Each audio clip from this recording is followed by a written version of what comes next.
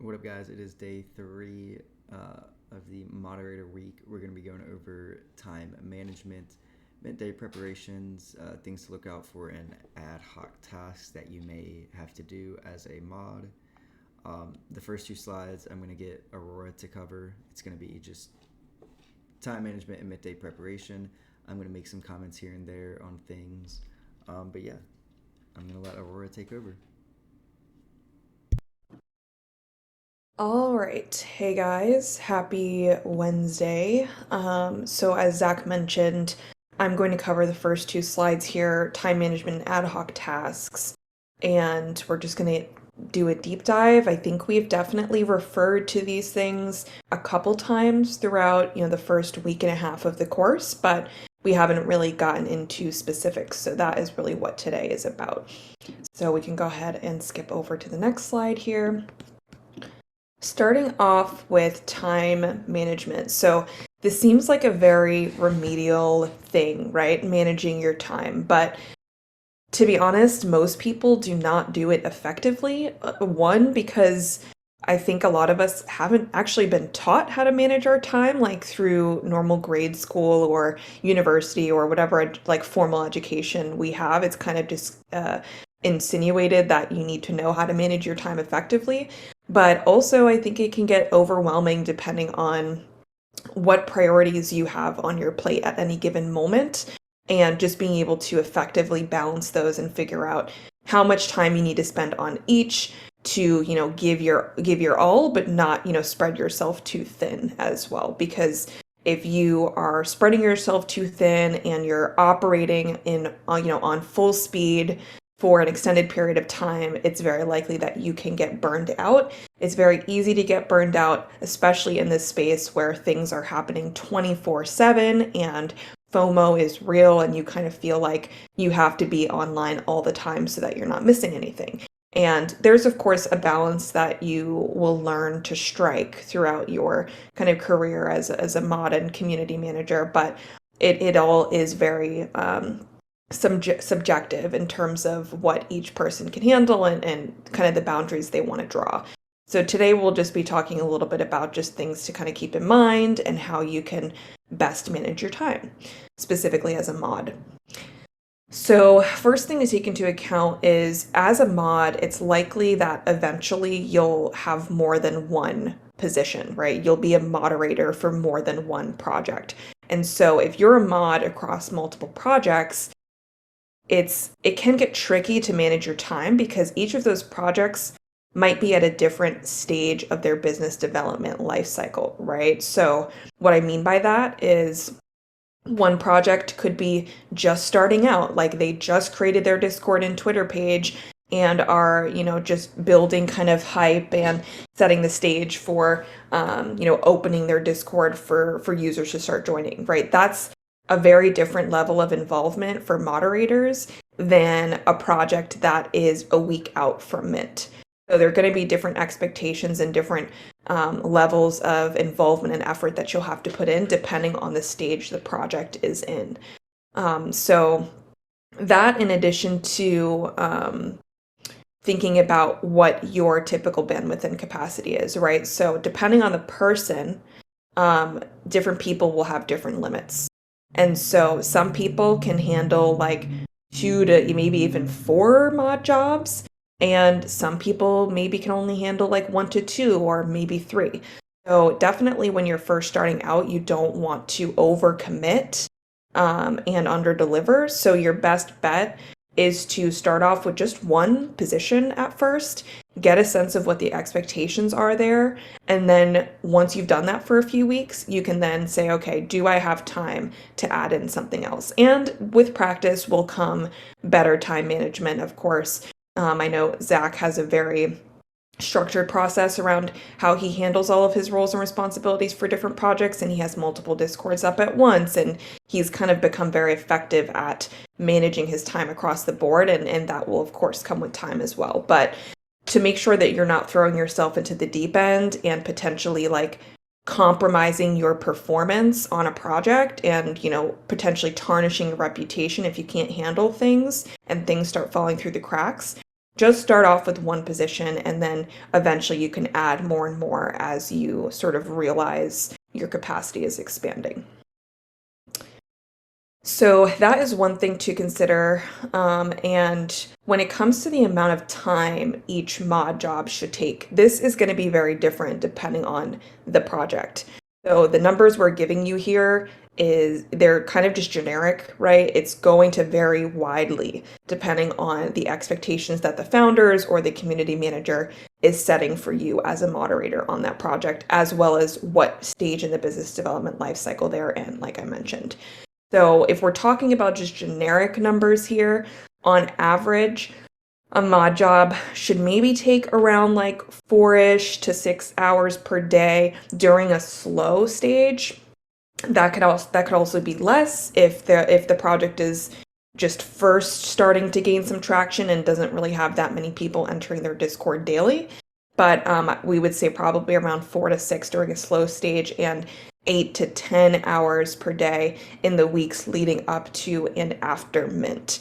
And that is just because the level of traffic coming into the Discord changes, and just the amount of members you have in the Discord, and what is going on with the project in terms of like how many people are actually going to be asking questions and needing to be directed and potentially starting FUD. Like those kind of situations that you're going to have to handle as a mod will vary depending on various different things. So with that said, right, when we say 4 to 6 hours, right, during a slow stage, that doesn't mean 4 to 6 hours solely dedicated to that Discord, right? You can have multiple Discords up at once and spend that amount of time popping over from one Discord to the next, right? That isn't like, laser focused on one single thing for 4 to 6 hours. It's just kind of giving you a general idea of how much time you should expect to commit to a project during a slow stage. The same thing with 8 to 10 hours during a faster paced stage. When it comes to the days of the week and the exact amount of time you're required to work, again, is going to vary across projects depending on how much support they need. So with that said, you should make sure you negotiate your time commitment up front, so those expectations are set from the beginning, especially if you have other time commitments and need to plan your schedule around that. So by this, we mean, it is totally appropriate and fine to have that conversation, once the project has expressed interest in bringing you on as a mod. Have the conversation about, okay, this is the time zone I'm in, here are the hours I'm typically awake and active during the day, and here are kind of the hours or days of the week that I'm not going to be available or accessible for whatever reason because of your other priorities. Of course, you don't want to get too strict and put too many limitations on your schedule because, projects would appreciate flexibility and you being able to be active and available as much as possible.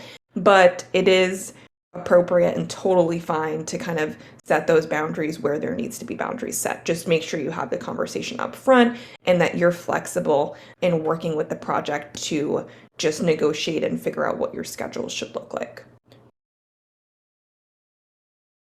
Just taking a sip of water, 1 second.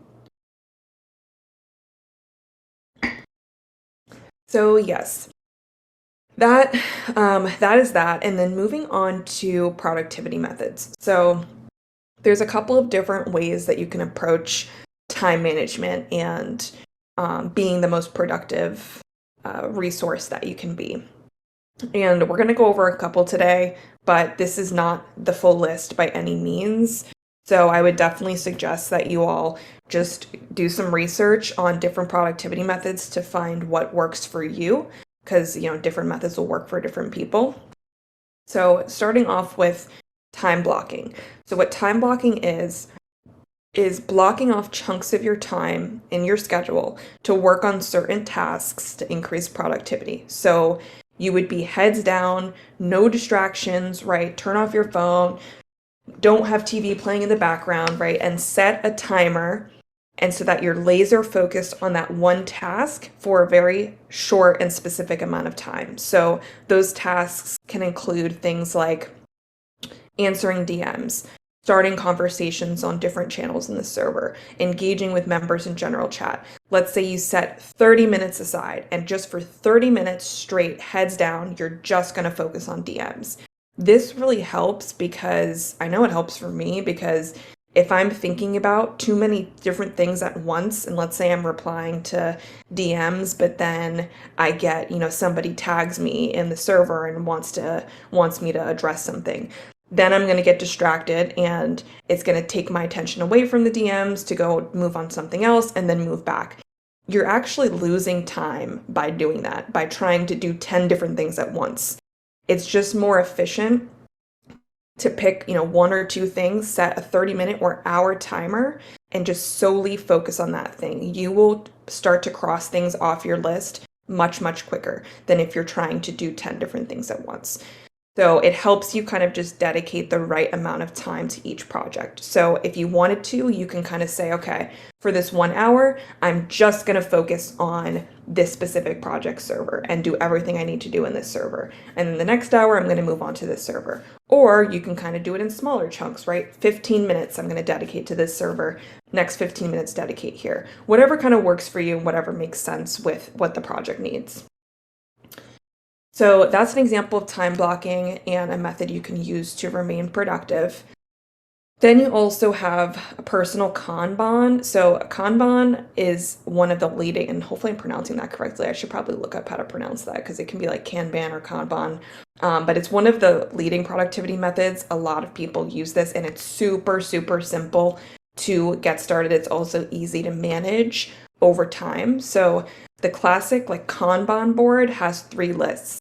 One list would be your backlog or your to-do. So that contains all the items you need to get done soon.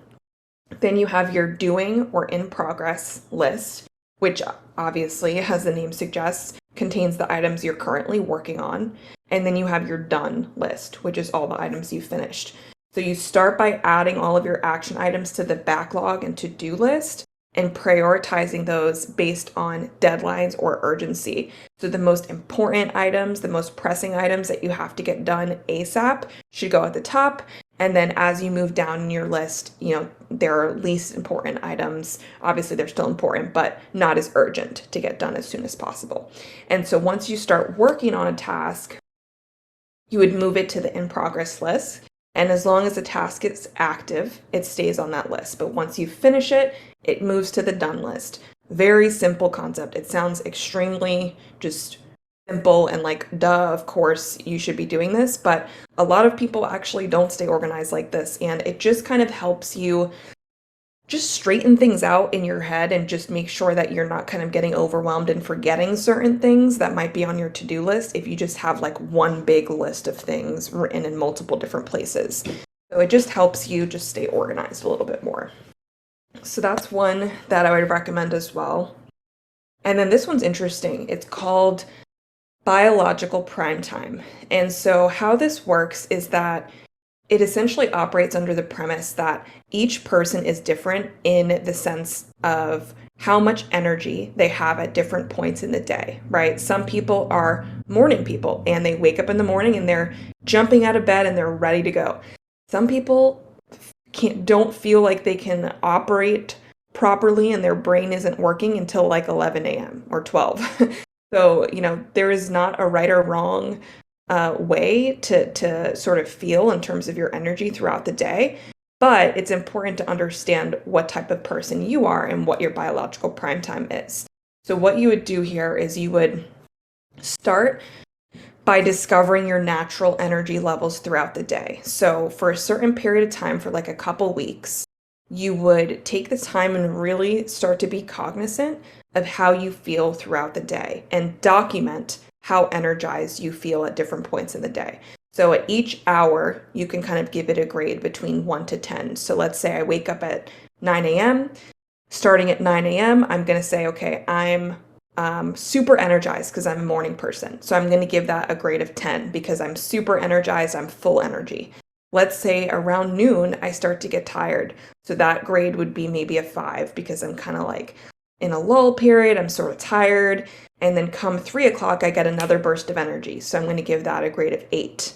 So you would kind of just pay attention to how you feel throughout the day and write it down, document it. And then once you kind of do that, well, firstly, while you're doing that, just make sure you kind of avoid anything that sort of messes with your natural energy levels. So coffee, for example, some people are very addicted to coffee, so it'd be hard to kind of not drink it, or energy drinks, things like that.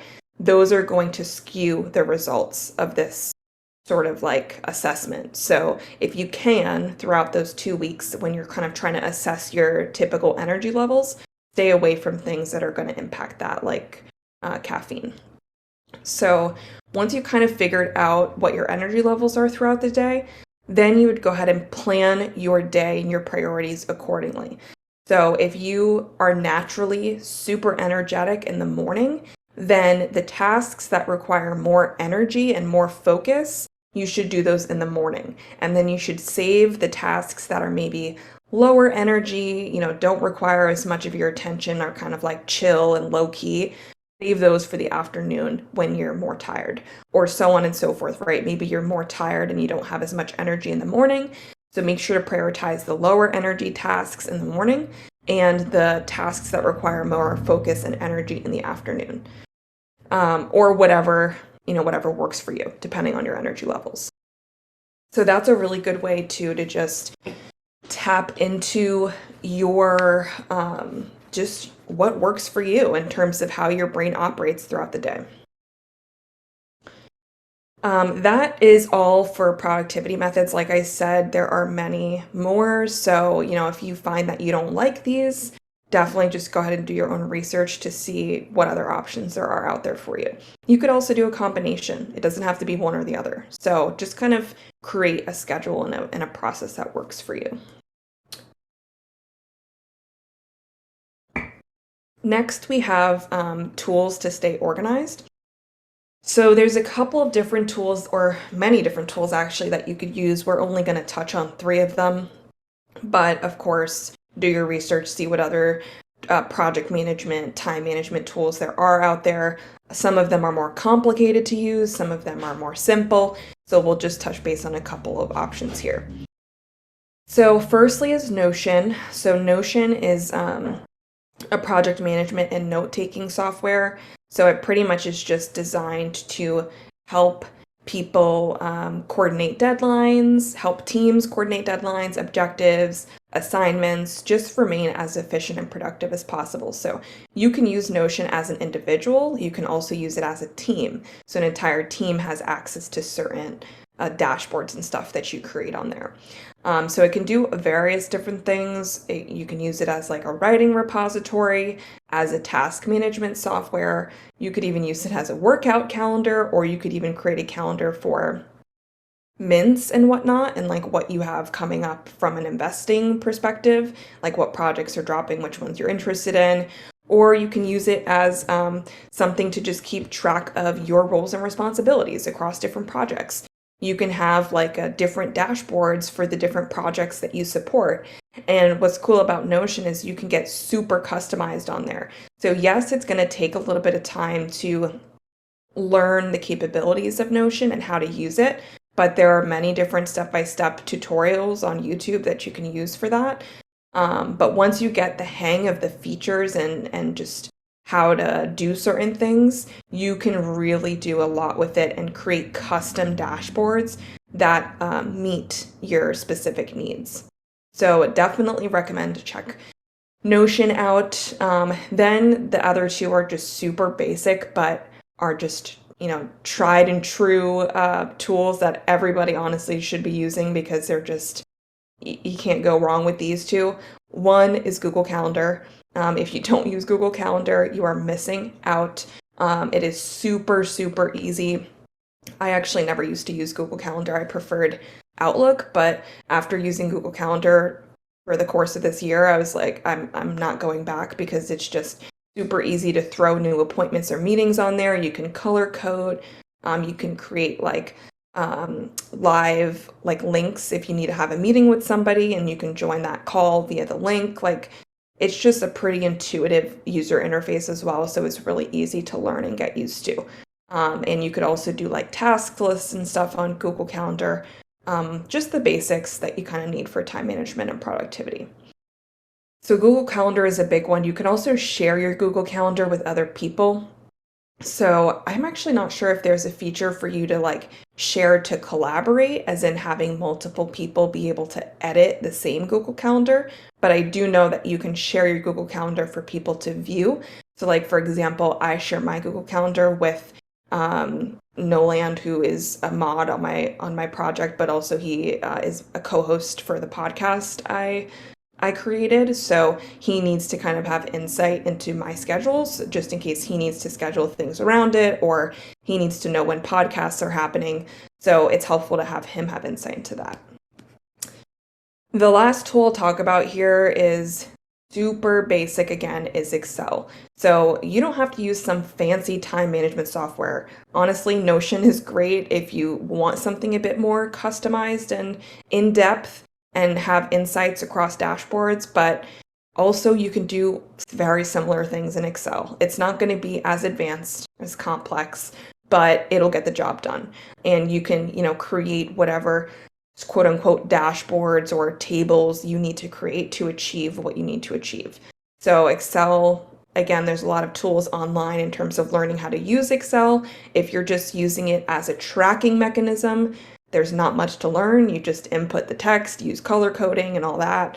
But if you want to get complex and start to use different kind of tables and formulas, you can do that as well. You just would have to teach yourself those different features. So yeah, those are some examples of some tools that you can kind of use to stay organized. And when it comes to the types of things that you should be tracking on your calendars and in your dashboards and stuff as a moderator, is obviously the mint day for your project, the mint times for whitelist and public, the dates and times that you run games or any other sort of engaging type of event or activity that happens on a recurring basis that you need to support. Make sure you put that in your calendar. You could even mark down internal team meetings. If your team has meetings once a week or every other week, make sure to mark those down so you don't forget. Those are just some examples, but anything you feel like is just helpful to have a visual of so that it doesn't fall through the cracks and you make sure it gets done every single day or every single week. Just document those in whatever your tool of choice, whichever one you decide to use. So yeah, that's pretty much everything on time management, unless you have anything else to add, Zach. No, I see a lot of people mentioning in the comments something about, or not a lot of people, but like one person mentioning this tool called Choir or something. But I personally only use, like, out of all the ones she said, I literally only use Notion just because it's the most simplistic one for me that I got used to. And I don't really care to change up tools that I use. I kind of just, switch. I get accustomed to one and I just stick to that. So I don't need to learn anything new in that aspect. It just makes life simpler for me, but we're giving everyone options so they can kind of work through and figure out which one best suits them. Yeah, exactly. There's probably hundreds of time management and productivity tools out there, to be honest. Some of them better than others, some of them more complicated to use than others. So it really just depends on the types of features that you're looking for. So, all right, so we can go to move to ad hoc tasks. All right. So an ad hoc task, we've definitely mentioned this earlier in the course, but we definitely didn't go into specifics. So an ad hoc task essentially is just an activity that you may not typically be responsible for, but at any given point, you might need to provide support if you are requested to support. So it's essentially something that's not typically in your scope, but you support anyways on an ad hoc basis or on a random, non-scheduled basis. So depending on the project and just its core business operations and its utility, there might be opportunities to get involved outside of your typical mod responsibilities. And when it comes to this, it may include some kind of extra one-time payment for your support on that task. But I think more oftentimes than not, it would be kind of a volunteer basis. It would sort of be lumped under whatever you're getting paid or whatever the expectations are for payment that you've already discussed. Usually it's not going to involve some extra payment. unless it's like a super heavy lift and a lot of extra work, at which point, of course, it's appropriate to have the conversation around, requesting additional payment for that. So when it comes to ad hoc tasks, it essentially allows you to kind of prove yourself as a super trustworthy and valuable team member, and beyond, just meeting baseline expectations. And that could lead to a really great work referral in the future, or maybe even a promotion within the team to earn more pay and more responsibilities within the project. So another benefit of ad hoc tasks is it's a really great way to just get exposure to like new skills that you might not get to use on a day-to-day basis. So for example, if you're a moderator, but let's say the community manager needs help with putting together their marketing strategy and they need somebody to do some market research, so that they can determine who their competitors are and how their competitors are marketing. You can volunteer to help with that. And so now you have exposure to developing a marketing strategy and doing market research. And that skill can now be showcased on your resume to secure future work. So it's a really good chance to just do things that you don't usually do and get exposure to those so that you can expand your skill sets and expand your resume as well. And that is just one example, right? Ad hoc tasks could include many different things depending on what the project needs. You could support video editing or like content development for marketing materials, even some community manager tasks if the community manager has too many things going on and they need to delegate certain things. Those are all just a few examples of what you might get involved in. And kind of like I mentioned, a mod for my project Web3 Connect is also a podcast co-host. So he helps me with that. So depending on the project, there are a lot of different things. And I think depending on the task at hand, like I mentioned, it may or may not be reasonable to request, for them to request that you help out for free or at your current pay rate. So make sure you kind of know your worth, right? And it's totally okay to agree to provide some support for free, free of cost, just whatever you're getting paid at the moment, or if you're on a trial position, whatever it is, if you're comfortable with that. And that way you can demonstrate your commitment, you can demonstrate your value, you're doing a little bit of work for free, just to show them that you're really committed. But at some point, if you find that you're spending a lot of time and effort on these ad hoc tasks and it's kind of taking away from the time you could be spending on activities that you actually get paid for or like personal ventures, then a conversation should be had just to renegotiate pay if they'd liked your continued support. And that's only a reasonable request, right? Like if you're doing a bunch of extra stuff that you didn't agree to do, but you decided, okay, I'll help out for a bit, but then it's taking up way too much of your time, it's only reasonable that you have that conversation around, hey, I really love doing this, I love supporting this, but I have all of these other competing priorities and it's starting to kind of become a challenge in balancing everything because I'm kind of supporting this extra scope that we didn't originally talk about.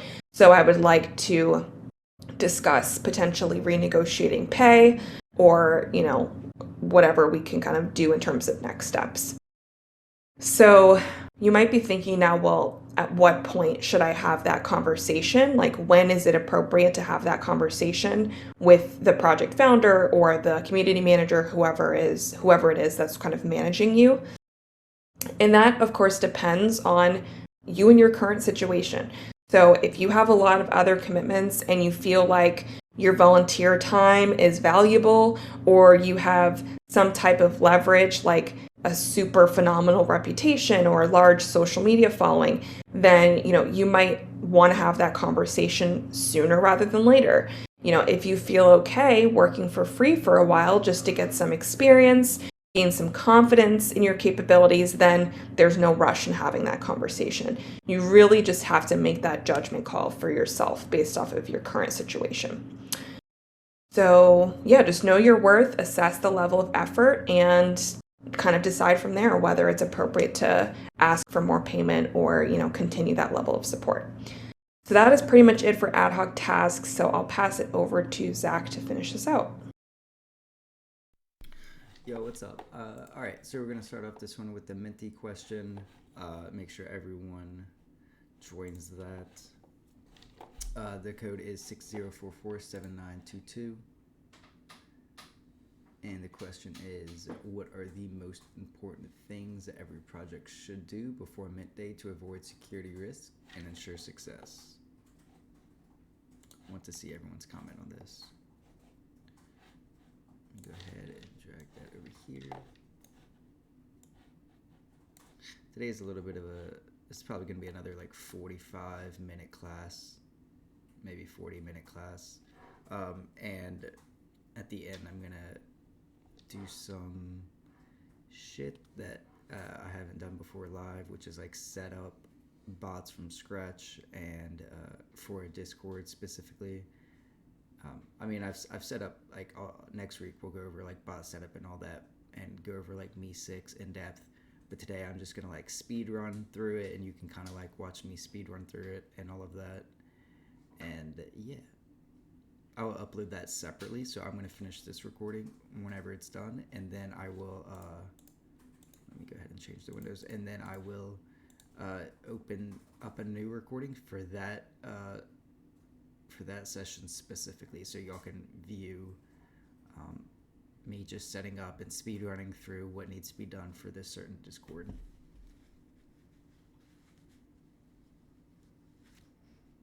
But I'm kind of working behind the scenes for this Discord, so it's not too public. Y'all just see me like do it. Okay, so what are the most important things every project should do before mint day to avoid security risk and ensure success? Remove mod and admin perms from staff. This is actually not what you want to do. Close chat, remove all perms except founders. Yes. Remove send message perms 30 minutes an hour before mint. Close comments, all open chat channels. Announce where a mint link will be posted. Remind that it won't be close chats 15 minutes before. Make sure proper server perms are in place. All the team has 2FA set up. Yeah, so there's actually a way to make sure that all the team has 2FA set up for Discord ahead of time. I need to look into that. Or I need to show y'all it. So basically they can't use anything or do anything if they don't have the 2FA set up with that specific role. Be active in chats, go through roadmap, answer questions, host last minute giveaways for hype. Yes, this is actually a very good answer. Huh, interesting. Well, you can't really do the last minute giveaways the day of. You kind of do it the day before. Avoid security risks, check permissions, disable links, close Discord 20 minutes prior to mint. Hyper community keep. Okay, so y'all basically know most of it. Make sure all team members have 2FA. Yep. Emphasize team members will not demute. Yep, pretty much. I wouldn't start a spaces just yet because projects can kind of use this to their benefit to drive floor price up after mint. So if you wait like an hour after mint and you say you're going to do a spaces, usually people are more bullish on that, so they'll buy up the floor price or they'll buy up the project. Okay, so let's see. 1 second, let me switch back to the other screen. Okay, so mint day preparation. Okay, this is always the craziest and most hectic time for every single project. The team needs to take as many precautions as possible to make sure things go smoothly with minimal to no disruption. This could be, teams getting in a call. I know for Wobblebug, we all got in a big call for like 3 hours, probably like an hour before the mint, and then we stayed on 2 hours after the mint started, so we could all, relay information like instantaneously, because it would be literally on a call instead of going through text or whatever, and there'd be like 10 people texting. I super recommend that. There were some issues that a past project that I was a part of had, and I was like, we need to postpone the mint, like this is not a good thing. like, you know, we don't want to force something if it's not going to work. And they just were not listening, and the mint failed the first day, so they had to postpone it. And I was like, why didn't y'all just fucking listen to me the first time?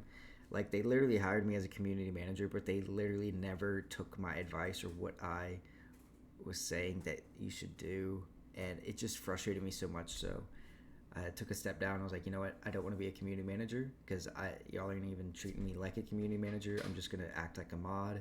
I'm not going to give my input on anything. I'm just going to sit here and answer questions and hope for the best. And then after that got annoying, I just kind of left. So I was just over it. I was like, whatever. I don't really care to, keep getting paid. There's not much for me to do anyway. So yeah, many of these responsibilities will fall on the project founders and community manager, but as a mod, it's still good to know what needs to be done and keep an eye out to make sure each task is completed on time.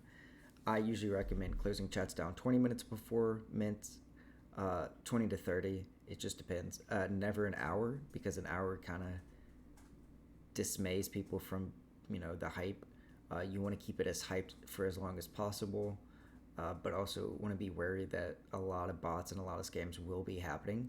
So it's good to always shut down the server, I'd say 20 minutes before mint, and make your last post in the server, that nobody will DM you from the team or from moderators. No one will DM you. If anything DMs you, it's a scam, and just block them immediately. There's an easy way to do this. A lot of projects actually fuck this up and cause FUD. So 1 second, let me kind of show you what to do on how to actually close down a server or channels for the pre-mint, for the mint day preparation. Example, what you don't want to do. So pretend like I need to shut down general. Here's what you need to do. You go on the whatever the verified role is you have. You just click send messages off. Okay, that's literally all you need to do is just turn off send messages. What you don't want to do is hide the view channel, because if you hide the view channel but you do it for all of them, it just looks like the project's rugging, because now no one can see any of the channels. So all you want to do is just, instead of hiding channels, like hiding all these channels for mint day preparation, you just want to slowly turn off the send messages. So just go one by one to turn send messages off, or you could do this. You could edit the category as a whole and turn send messages off, and then whenever you go through each one, it'll just say like sync now, and it'll just sync with all of the perms that you have for the whole channel. So you just go one by one and just sync perms.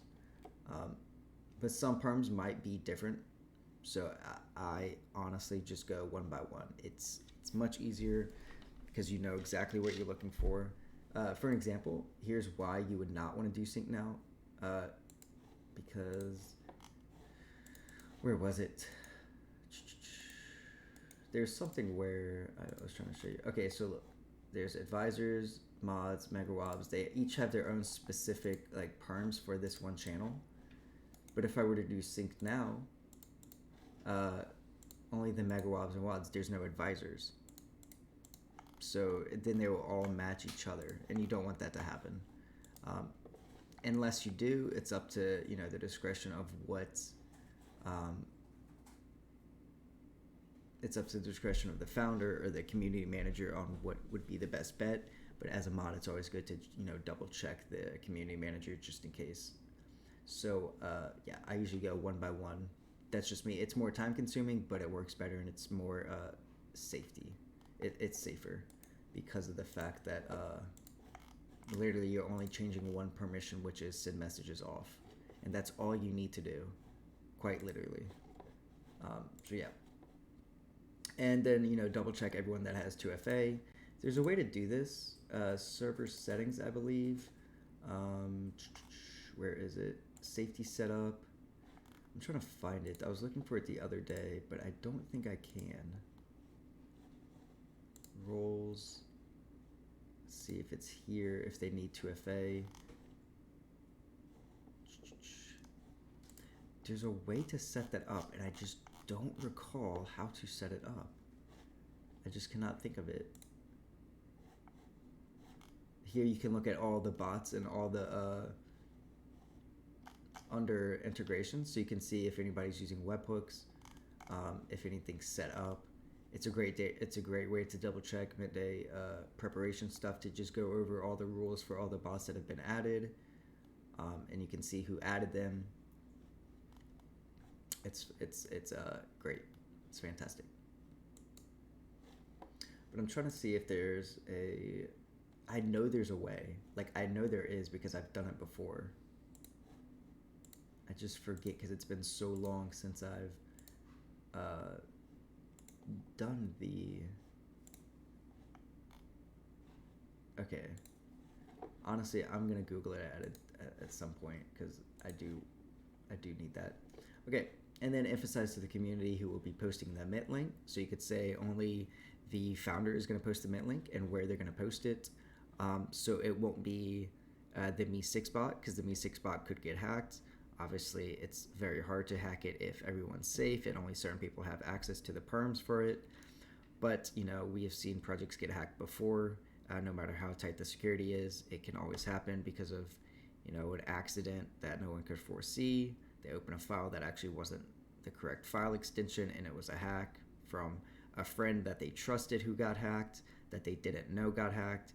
There's just so many instances on something that could go wrong. So always be careful on the day of Mint on what you click and what you have downloaded.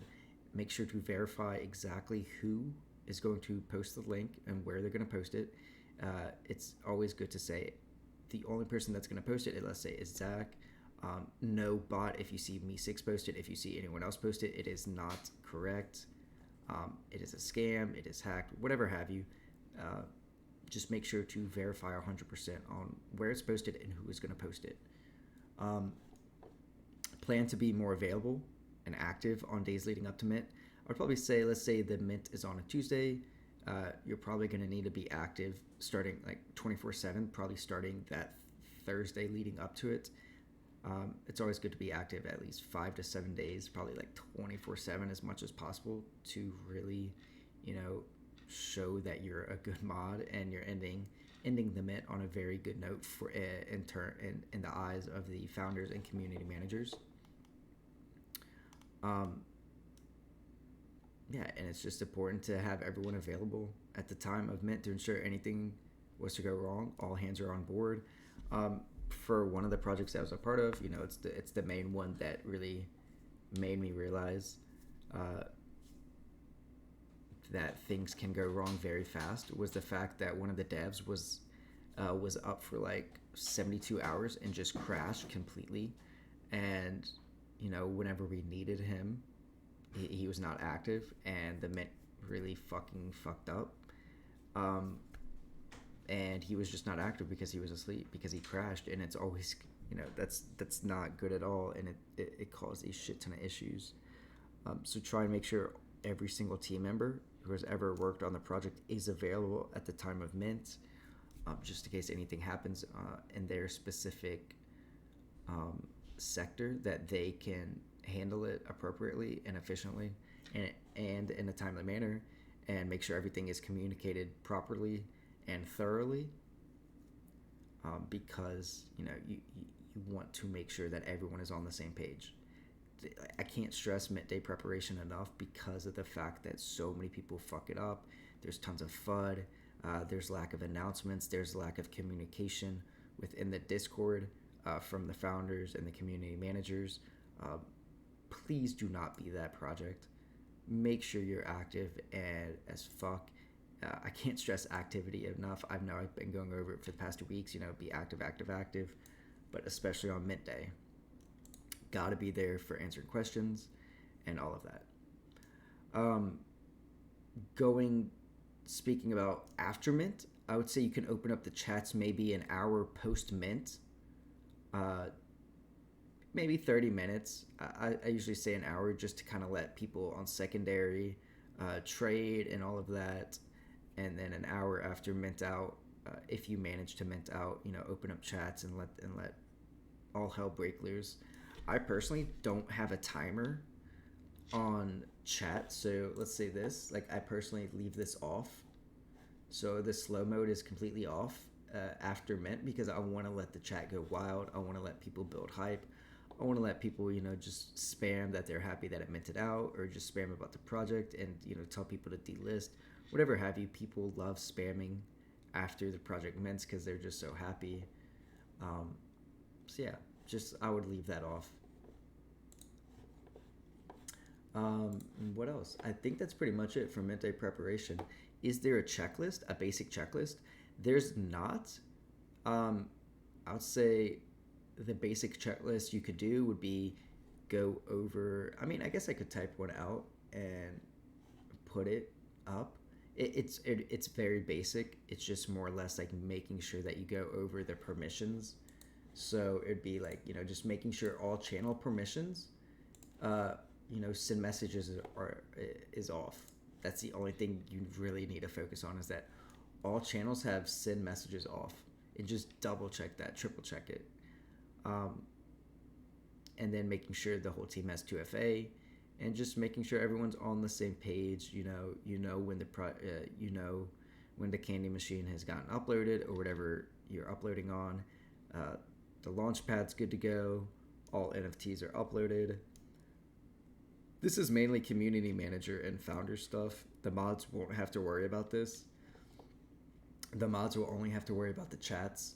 And I mean, you'll probably talk in your moderator chats at the time, and just like communicate via there.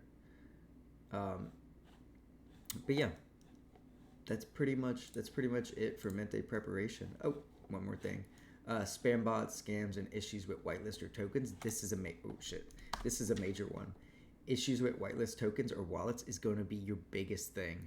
I don't know if I recommend downloading a ticket spot if you don't have one. I don't know if I recommend downloading the ticket spot on the day of mint. Maybe you can add it. You know what? Actually, I take that back, because we did that for Wobblebug. I was trying to think. We actually added the ticket bot the day of mint, instead of, weeks or months prior to mint, because we just didn't want to get spammed with tickets. If people needed to answer questions, they could talk to a mod or publicly in chat. Mainly the tickets were just filled with collaboration shit, and you just don't want to deal with all that. You want to have someone that deals with the collabs. It's mainly a mod or a community manager, and you don't want to fill up your tickets with that. You want to fill up your tickets with actual genuine questions and help. So maybe the day of mint, you can open up a ticket spot, and I recommend the ticketspot.net. Obviously, I'm going to go over that next week on how to set it up. And I actually might set it up today if y'all stick around. If y'all stick around a little bit after, I will be recording a setup on another Discord right there, if you can see. I'm going to be setting up some bots over there, because I just got them to download Me6, because I was requesting that because I fucking love Me6 instead of like Carlbot or Dino. But yeah, obviously spam bots are a big thing. Start banning those like crazy. It doesn't matter. Scam bots are a big thing. The best way to look for scam bots is actually, there's Lopes that talked about this the other day. He banned 50 of these accounts yesterday, named Wobblebug Airdrop. Literally just people pretend Wobblebug announcement, like people DMing and just scamming people. Like, look at this. He banned 60 of them, or 50 of them, just yesterday. Like, it's just insane. So many people will imitate the project's name and then start DMing people just to try and hack them. So it's always good just to type in the name of the project, just to see if there's other, scams, like pretending to be the project just to DM people. And yeah, any issues with whitelist tokens or wallets need to be addressed ASAP, because it could cause a lot of FUD and a lot of people get mad. The one thing I have noticed is that Blocksmith Labs never lies. From my experience, Blocksmith Labs has never been wrong. So like, if somebody has submitted their wallet via Blocksmith Labs, they're in the system. So if their wallet has not gotten inputted on the launchpad that you have used with Blocksmith Labs, they're usually lying, meaning they did not submit their wallets, and they're saying they did, but they actually didn't, or whatever have you. whitelist tokens are a little bit harder since it's actually sending out transactions, and some of the transactions could have failed. So you will have to check the person's wallet that they signed up with to verify. So yeah, any questions? Collabland is actually for projects. I see. One second. Let me switch over here so I can get y'all some questions.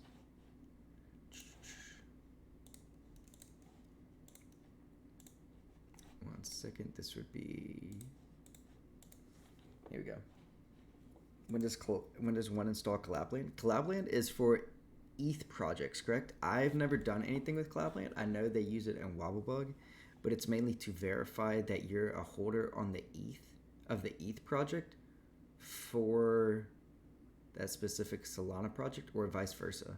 I personally have no experience with Collabland. It was the other community manager that has set it up specifically for our ETH project, or specifically for the Wobblebug ETH project that was started, and then they realized that they didn't want to do it on ETH because there's way too many transactions that they wanted to do that would cost the users money. So they switched over to Solana, and they just gave everyone who was an ETH holder a free airdrop of an NFT, plus another free airdrop, or plus a free whitelist, I believe. Yeah. So they kind of, made amends and made sure people, got their 1-to-1 ratio of the NFTs. But yeah, is there any questions? Today was a super easy day. How do people hack others that don't have two-factor verification? I mean, it's pretty easy to hack someone. I'm not going to go specifically in the ways to do it, but I mean, social engineering, befriending someone for weeks at a time, and then, saying like, hey, can you actually help me with something? And then you send a file that just rats their computer or whatever have you, and then you just have access. And whenever you need to utilize the hack, they do. They might not do it right away, but they will do it at some point.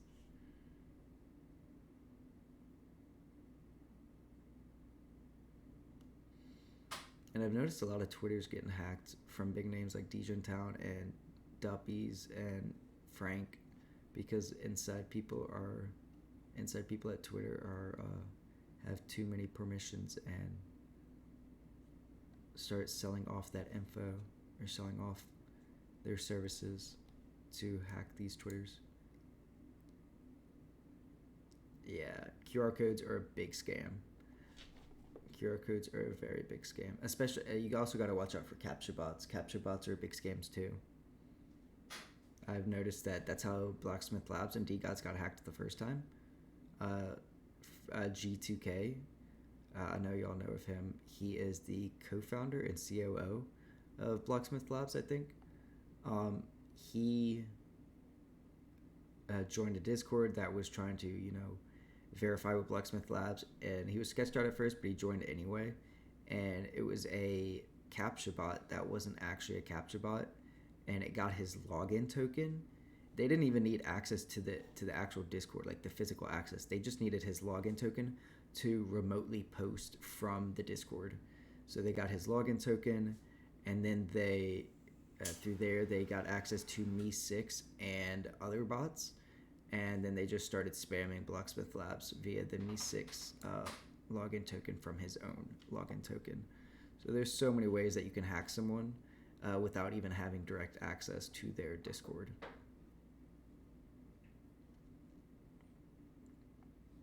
Like physical access. Like, you don't even need to be signed into my Discord to access it. API things, login tokens, all that.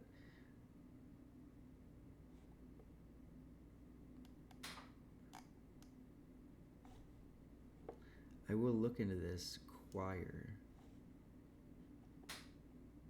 That's pretty cool. You can set deadlines. They can make comments. That's pretty cool. That's pretty cool, actually. I like that. Yeah, is there any other questions before I close off this class, but then start up a new video and a new recording of me setting up this Discord and going over perms and just like verifying everything. Two-factor verification makes it impossible to hack? No, two-factor verification just makes it so it's harder to hack. But 2FA is still hackable. There's still people getting hacked, even at the top CEO level, that have 2FA and all kinds of shit that are getting hacked. But yeah, it definitely makes you much more safe. Yeah, Fim, I have a lot of background actually. I have a lot of background in the hacking scene. I used to be a gray hat hacker. I know all about that shit. I just have a lot of things that I used to code shit. I used to help code programs. So I kind of understand like the hacker mindset and how to do things. So I'm kind of safer than, I'm kind of much more safer than most users because I know exactly what to look out for. Don't you think initially money shall be the last thing in mind? Priority shall be experience? Regarding what, Red Ross, if you could elaborate on this?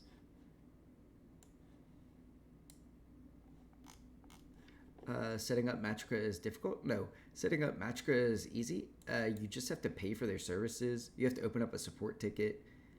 It could take up a few hours. You got to send them over the hash list. It's just mainly how fast they can get it done. It could take you like 5 minutes, like pay for their services, install their bot to the server, whatever have you. But it's mainly them. That takes up the amount of time. Like I know it took Wobblebug like a few hours just to get it set up, but that's because we were waiting on them.